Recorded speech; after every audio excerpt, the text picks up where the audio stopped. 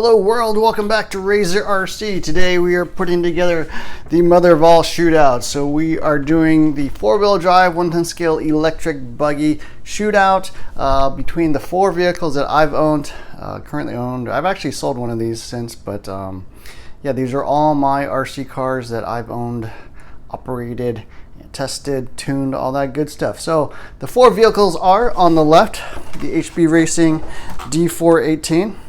So this has been out since 2018. It's their latest, newest 4-wheel drive buggy from HB Racing. A little bit of a smaller brand, but yeah, there it goes. A pretty interesting RC car. Second up is the Team Associated B74. So this has been out for about a year. Came out, I think, around July or August of 2019. So I've owned it since that time. Pretty much picked it up on the first day it was available. Next up is the Schumacher CAT L1 Evo. So this is basically an update to the CAT L1. Came out right at the beginning of this year, around January 1st, December 31st of 2020. So I also picked that up pretty much as soon as it came out. And the last vehicle is the brand new TLR 22X-4. It's been out for a few months, but obviously got released kind of before coronavirus hit and all that stuff. So yeah, not a whole lot has actually been released since then. So these are the 4 4-wheel drive vehicles I've owned, and I just want to give a little comparison. So I'm going to mix it up a little bit. I'm actually just going to go from 4th to 1st place, talk about each buggy one by one, the pros, the cons, my experiences, thoughts about the design, durability, value, all that stuff.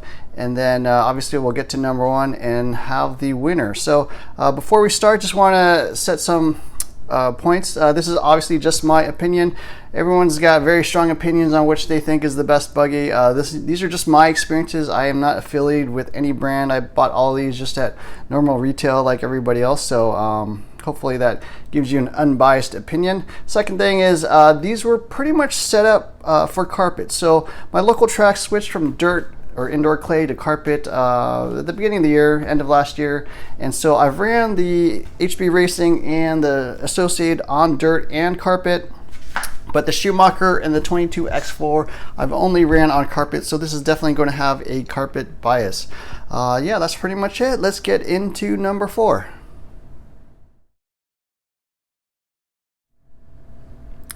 Coming in at number 4, it's the HB Racing D418. So this is definitely a very different vehicle from other buggies on the market. It's pretty much an update to the D413, which came out in 2013. Obviously, they fixed some of the durability upgrades, made the maintenance a lot easier.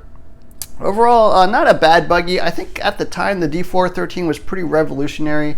The amount of durability this buggy provided was way above the other vehicles at the time, which was like the B44, the 22X-4, like 1.0. So at the time, this was considered super durable. It's still fairly durable, and nothing generally breaks. The overall design is pretty darn stout. So let's pop off the body here. So looking at the design, nice aluminum chassis. The original 413 was carbon fiber, but still has a lot of carbon fiber sprinkled throughout the vehicle. Batteries up front, which is pretty interesting. And then you got the motor and the servo over here on the right hand side. The motor is kind of backwards of what the modern stuff looks like. And then ESC kind of mounts in the back. We got the receiver back there. So pretty interesting shock towers, right? You kind of got these flying buttress style shock towers. They are carbon fiber with kind of these plastic little posts that hold it up in the air. Shocks are not particularly great. They use bladders, which most people cut out. They did tend to leak a bit, so I actually have some fixes for that. I've got a video on how to basically upgrade your 14 or 413 shocks to something a little more modern, bladderless, emulsion style type shocks. Sway bars front and rear, nice little carbon fiber inserts into the arms. They come with plastic inserts, but most people upgrade to the carbon stuff. So we put on the David Ronefilk carpet setup for this, running super low ride heights. It doesn't quite have as many adjustments as the modern stuff. You do have like adjustable sort of ears here on the front end to adjust track width, to adjust basically toe, kick up, all that stuff. So same thing on the rear end. Sway bars front and rear. Does take 22.4 style wheels, so that is fully compatible, which is what we're running. But overall, I feel like this buggy is a little bit dated. Not as many adjustments as you might find on other vehicles. So it does not have the adjustable diff heights. It does have the adjustable like spindle heights, so that's cool to see. But you know, overall, feels a little bit dated. And the main thing is that the durability, I feel like, is not quite up to par with the latest stuff. While the D413 was considered super durable at the time, I think this is pretty similar in terms of durability. We have broken arms and bent a lot of the screws that hold on those little ears.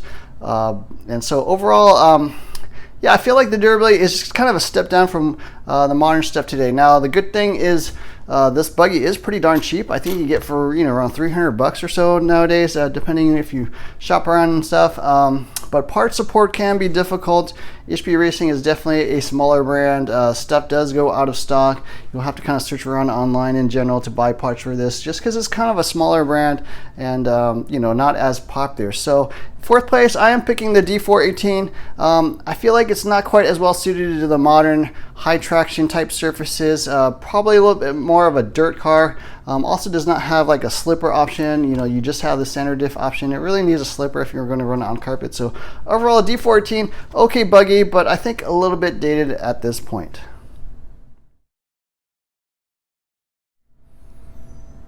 Third place is a pretty close one and might be a bit of a controversy among some of the viewers out there. But for me, I feel like in third place, I got to go with the Team Associated B74. So this has only been out for a year. Not a bad buggy. Is obviously a big improvement on the B64.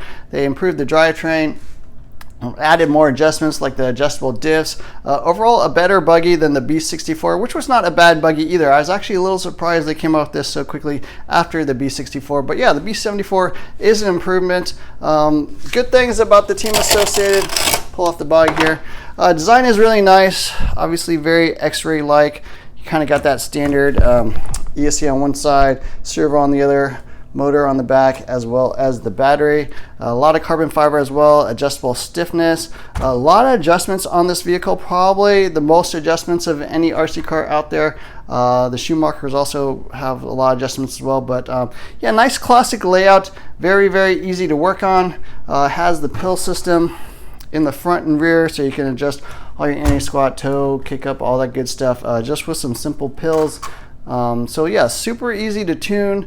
Nice carbon fiber shock tires front and rear. Overall, just a really good vehicle. Probably the best thing about Team Associated vehicles is that they are super popular. You can find them like all over the world. You can get parts pretty much everywhere, especially here in the United States. They are the #1 selling brand.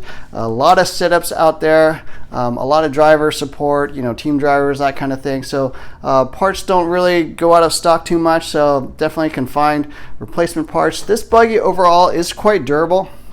Not too many issues. I think I did break an arm.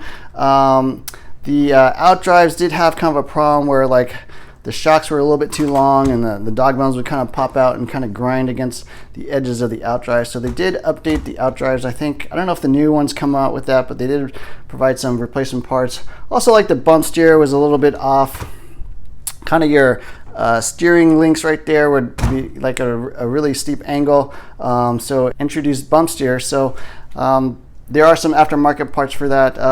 Some things I don't like. I wish it did actually have a fan mount. It is a bit of a heavy car as well. Some of the newer vehicles like the TLR are definitely much lighter. But yeah, still overall a very good vehicle, simple to work on, simple layout, and definitely a lot of tunability. And I think you can get this to drive how you like. So I'm running the Dustin Evans carpet setup. Definitely a vehicle I could spend more time tuning. I haven't got as much time on this vehicle as some of my other ones, mainly because I've had it a lot longer and I've been spending more time on the newer buggies out there. But yeah, overall, third place is going to be the B74. Price is actually pretty good. They did recently just drop the price on this. I think it's about $465 if I remember correctly. It was originally like $520, so the price has dropped quite a bit. Maybe a pretty good value actually at this point. But yeah, overall in third place for me is the Team Associated B74.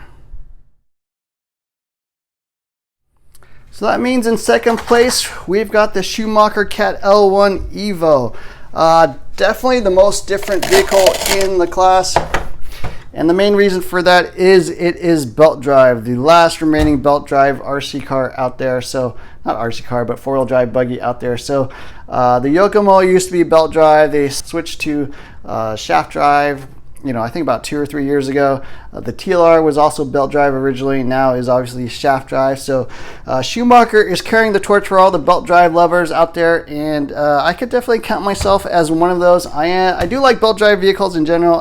I know there's a lot of people that don't like them. Probably most people don't like belt drive cars actually, but I do find the performance to be a lot smoother. There's a lot more maintenance, a lot more complexity, definitely a lot more things that can go wrong. So you definitely, I would not recommend this for a beginner because it is a very complex car and a lot of gears and settings and slippers and stuff like that you have to get right. And if they're wrong, then the car drives completely horrible. So other downsides to this, it is quite heavy. It is a smaller brand, so a little bit harder to get parts. Generally, you're gonna have to buy parts online. I like Discount RC Store, but there are other places out there. But on the plus side, yes, super smooth vehicle. Definitely designed more for AstroTurf and carpet. I'm sure there are guys out there driving this thing on dirt, but Schumacher is in the UK. Generally, everything over there is AstroTurf and carpet, artificial type surfaces, dirt, indoor clay, all that kind of stuff is really not that popular. In addition, all these belts and everything are exposed, so you really don't want to get dirt in your belt drive system that can kind of foul things up. Other downsides of this vehicle, there's just kind of weird stuff that Schumacher will tell you is like totally normal. Like they tell you it's okay that the shocks leak a little bit. They tell you it's okay if the belts skip a little bit. I mean, okay, maybe that's correct or whatever, but it just seems a little bit odd to me. So overall, I really like the way the Schumacher drives. I think it handles awesome on carpet, super smooth. There's also some features on this RC car that you don't get with other things. So they have the front adjustable brake, a lot of the tunability with like the belt system. Actually changing the tightness and stuff on the belts actually affects the way it drives and how much rear and front bias it's got, how much stiffness in the chassis actually is quite a bit adjustable as well. Overall, just a super nice car. A little bit expensive though. So this sells, I think, for about $550 here in the United States. Parts can be a little bit pricey, but the overall quality is extremely high on this thing. I mean, the carbon fiber, aluminum pieces are all really, really nice. There are definitely a lot of quirks in this thing, like the shocks uses these funky springs. The hinge pins are a little bit weird with like this set screw. The shocks have like these two-piece caps. They use kind of an interesting material, this S3 material. The layout is also obviously quite a bit different. Very compact up here in the front with the ESC and servo on one side. You got this really, really complex transmission in the middle with all your belts and your slipper. Also has this front adjustable brake thing here on the other side, pretty interesting. And then you got the sort of longitudinal motor there in the middle, and then the battery goes in the back. So yeah, really, really interesting vehicle. It's not going to be for everyone, and if there are people out there that feel like the B74 is a better vehicle, I would totally understand. Certainly is easier to live with than the Schumacher. The Schumacher, you're gonna probably have to stock your own parts, and so yeah, day to day, you're gonna have to have your own setups. Yeah, but overall, I really like the way this thing drives. It is super quirky. It is pretty weird, but overall, for me, I actually really, really enjoyed the Schumacher. So second place, the CAT L1 Evo. So in first place, I'm going with the TLR 22X-4. At first glance, it does not really look particularly interesting. If you pull off the body, pretty much looks just like the X-Ray, Associated, Yokomo, pretty much most modern four-wheel drive buggies out there.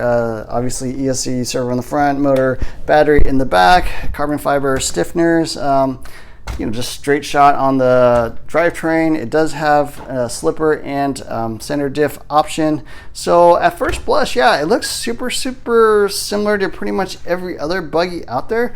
But when you put this on the track, I find it drives quite a bit different. It pretty much just performs awesome in like every facet. Acceleration, braking really, really good. Jumps super flat. The shocks are amazing. I find the shocks actually the best of all four of these vehicles. Just out of the box, no special things. On On carpet, it's even good. I was a little bit surprised because TLR guys in general don't drive on carpet quite as much as other brands like the Schumacher, but they have a pretty good carpet setup with just a few tweaks. I'm running the Frankfurt Toys for Tots setup with a few adjustments. I have a video out there on about what I did. But yeah, overall the buggy is light, it's fast, accelerates hard, it lands really well, tons of corner speed. And so yeah, overall performance is probably, in my opinion, top of class. I think it's the best buggy out there, at least for me, the way I like to drive. Durability has been pretty good.